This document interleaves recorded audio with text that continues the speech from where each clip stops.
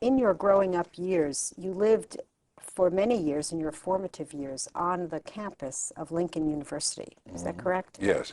And so you lived in a fairly isolated environment. In fact, in the biography that's been written of your family, Roger Williams quotes your sister as saying you lived in a very isolated community and it was a very isolated existence. Would you agree with that? Yes, well, both Fort Valley, where we lived for the first 5 years of my life, and then Lincoln, where we lived for the next 12 years, were rural, so isolated in that sense. They were sort of closed communities, college campus, closed in that sense and isolated. And you're surrounded by a relatively small group of people who are your neighbors and your friends. So although at Lincoln University I went to public school and was educated with a wide variety of children from the surrounding community, in my non-school life, I lived in this very small world populated by academics, their spouses and children.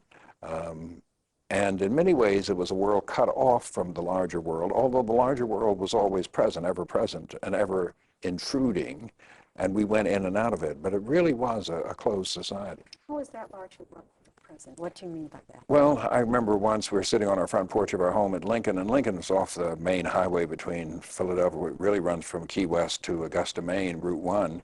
And so anybody could drive in there, and we're sitting on the porch, and you hear this, and someone had shot at the house.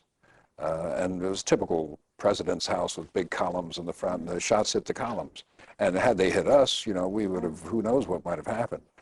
And we didn't realize at the time what it was, but that was the world intruding. We lived at Lincoln very close to the Maryland border. And in Rising Sun, Maryland was a Klan center, and the Klan held rallies there and burned crosses and did all those things. So you knew that was there. You knew it intruded. And the time came when Lincoln students went into the nearby town of Oxford and sat in the downstairs part of the movie theater, which was segregated by custom, not by law.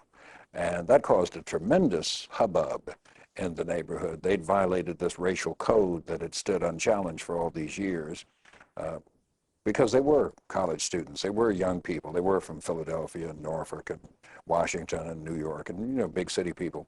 And they wouldn't tolerate this kind of attitude.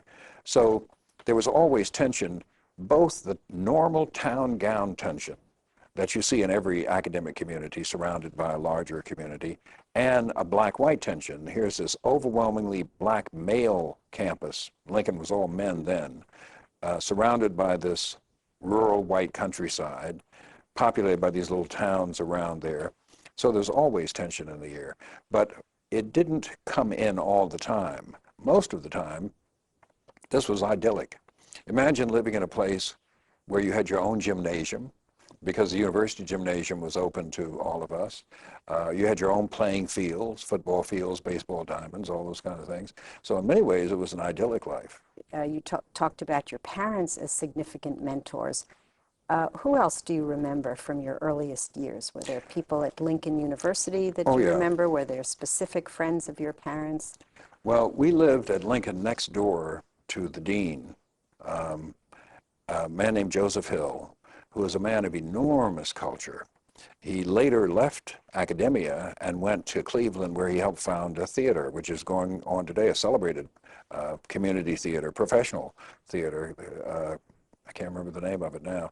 But anyway, a man of enormous culture, and he was so distinguished looking and distinguished acting that was the kind of person you modeled yourself after. You think, when I grow up, I want to be a little like that. Wore three-piece suits, looked very much the academic, or the stereotypical academic. So I remember Dean Hill a great deal. And there's other people. So I'm living in a community where all the adults have a PhD. And and these are almost all men, there's some women, and all of the women have some professional training of some kind. They had been school teachers or were school teachers on. So you're living in the midst of this community of accomplishment, And because my father was president, into our house come all these figures who came to Lincoln to make speeches. Albert Einstein. Um, I have a picture of my father and Albert Einstein standing together. I have a picture of myself sitting on Paul Robeson's knee while he sings to me.